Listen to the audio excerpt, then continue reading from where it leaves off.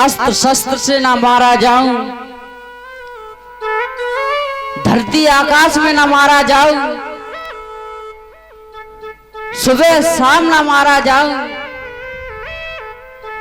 ना तो मुझे कोई जानवर मार सके और ना तो मुझे कोई किन्नर मार सके और ना ही मुझे कोई स्त्री मार सके। आज ब्रह्मा जी ने कहा है कि तथास्तु, जैसा आपने मांगा मैंने वैसा ही वरदान आपको दे दिया है।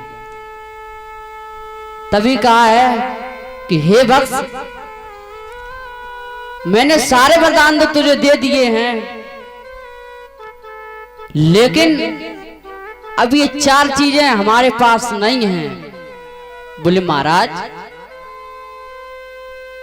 आपने जब सारे वरदान दे दिए हैं मुझे, तो वो 4 चीज कौन सी हैं, मुझे अवगत कराओ। तभी कहा है कि हे भक्त, मेरे पास ये 4 चीजें नहीं है। ध्यान लगा के सुनिए कि हान, लाभ और जीवन मरण। हान, लाभ, जीवन, मरण ये हमारे हाथ में नहीं है, ये तो उस ऊपर वाले परमपिता परमात्मा के हाथ में है। तभी हिरण्यकश्यप बोला कि तो जे मेरे बिगाड़ेंगी का।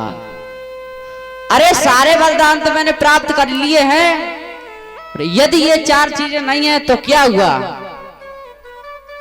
अब तो मैं भगवान बन गया। आज ब्रह्मा जी तो वहां से चले जाते हैं, इधर हिरण्यकश्यप वहां से झूमता हुआ चला मस्त हाथी की तरह। और कैसे चला?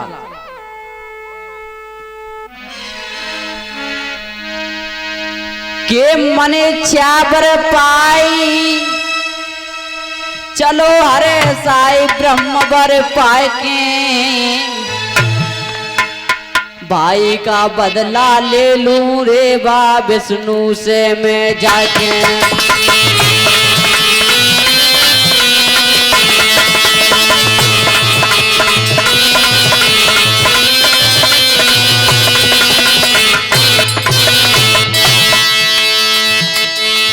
और अरे सफल भय सब काज, संभालो आज राज्य आपनो आके, आपनो आके।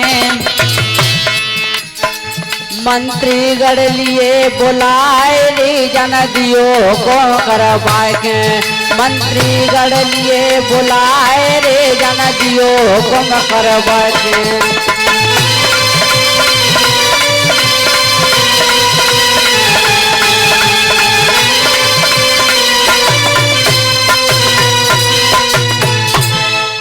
आज वहां से हाथी की तरह झूमता हुआ अपने महल में आया, राज्य को संभाला, जितने भी उसके दूत थे ना, सबने राक्षसों को एकत्रित किया, राजगद्दी को संभाला और कहा है कि हे मंत्रियों, मैं अब भगवान बन चुका हूं, क्योंकि मैंने ब्रह्मा जी से वरदान प्राप्त किए हैं और आज से मुझे हिरण्यकश्यपु भगवान कह के पुकारोगे। और जाओ नगर में भ्रमण करो, जो भी भगवान विष्णु का नाम लेता हो, यज्ञ जप तप करता हो, जाओ और उसे विध्वंस करो और तभी लक्ष्मी जी ने कहा है कि हे भगवान, अब तो जे अपने आप को भगवान कहने लगा, तुम्हारा तो काम खत्म हो गया। तभी विष्णु भगवान ने कहा कि हे लक्ष्मी, अभी तो कथा प्रारंभ हुई है और आपने अभी से घबराना शुरू कर दिया। अरे 2-4 वरदान प्राप्त करने से कोई भगवान नहीं बन जाता। अब युग आएंगे और युग जाएंगे,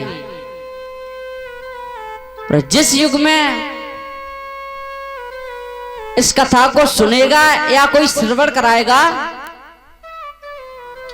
तो उसी समय सतयुग की याद आती रहेगी। बोलो विष्णु भगवान की जय हो। आज उसने चारों ओर निशाचरों को भेज दिया। जहां भी हवन यज्ञ होता है उसको विध्वंस करते हैं, मारपीट करते हैं और कहते हैं अरे पागलों, उस विष्णु में क्या रखा है? आज से मेरे भगवान की माला जपोगे, हिरण्यकश्यप भगवान कह के पुकारोगे। बोलो विष्णु भगवान की जय। इधर और जो कोई नहीं मानता है तो क्या करते हैं,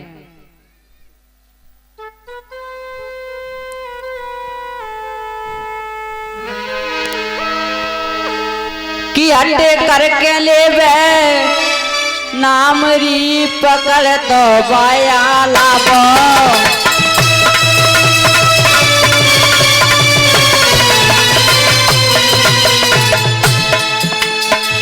हटे करके ले वे नाम री पकड़ तो बाया लाबो। माने ना जो नर हुक्मरी बैसूली पे लटकाबो।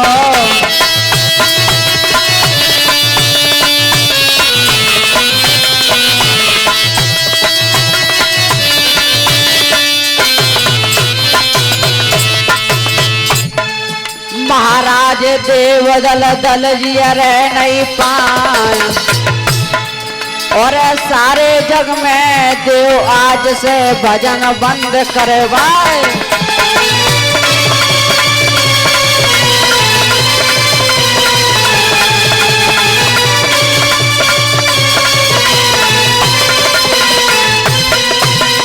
आज हिरण्यकश्यप ने कह दिया कि जाओ, चारों तरफ फैल जाओ, और जो नर ना माने उसे मृत्यु दंड दो, हमारे पास ले आओ, और जो नहीं माने उसे सूली पर लटकाओ।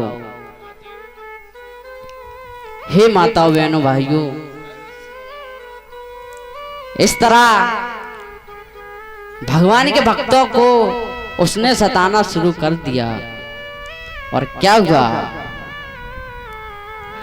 कि घर घर में जाने खबर पठाई, घर घर में जाने खबर पठाई, और दई दौड़ी सी पिटवाई। राम सिया राम,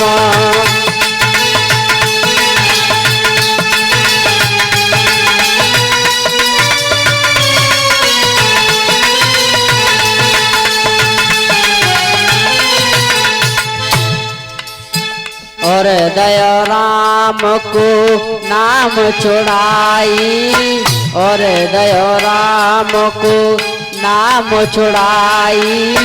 विपदा सबके ऊपर आई। राम सिया राम,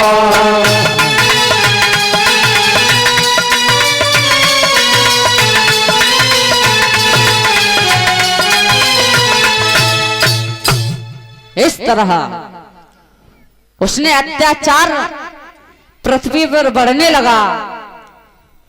घर घर में खबर पठाता है और तभी भगवान से विनय करते हैं सभी देवता और कहा है कि हे भगवान अब तो मुझे बचाओ, क्योंकि वो हिरण्यकश्यप दुष्ट धरती का सम्राट बन गया है। प्रभु आपके नाम लेने पर भी हमें कष्ट झेलना पड़ता है। इस तरह लेकिन जो हरि के भक्त थे वो मरने से नहीं डरते। आज उसने देवता पर चढ़ाई कर दी और देवता को भगा दिया और खुद राज गद्दी पर जाकर के बैठ गया। आज उसने इंद्रासन अपने कब्जे में कर लिया।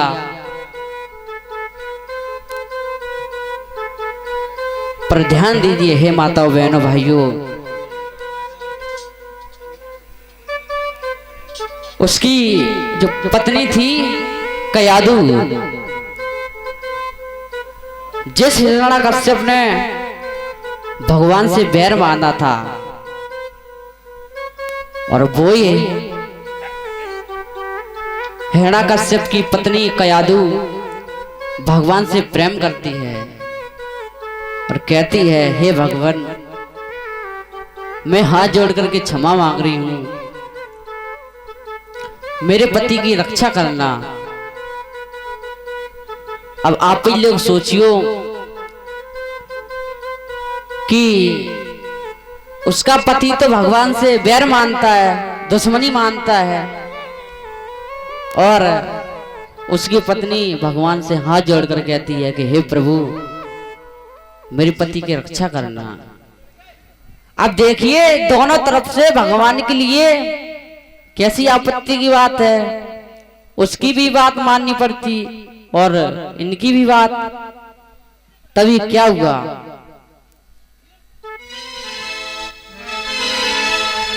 पाप अधिक बढ़ने लग्यो और भूल गयो सब याद, जन्मे दोस्त भूप के सल्लाद और एहलाद। आज हिरण्यकश्यप के दो पुत्र हुए, सल्लाद और एहलाद। जो पहला पुत्र हुआ उसका नाम था सल्लाद और दूसरे पुत्र का नाम था एहलाद। तो हे परीक्षित महाराज, लेकिन इन दोनों के बीच में इनकी एक बहन और थी जिसका नाम था सिंधका।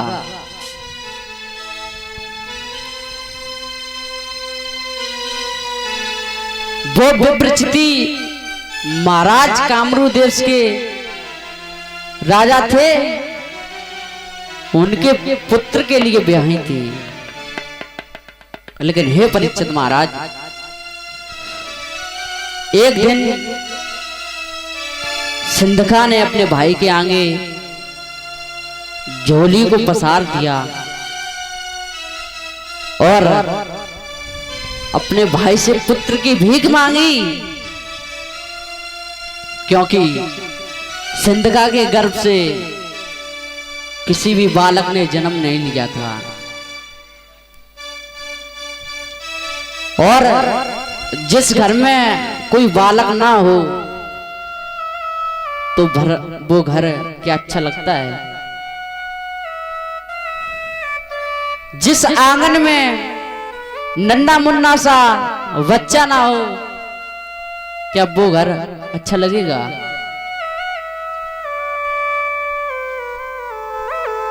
तो आज वो सिंधका अपने भाई के पास आई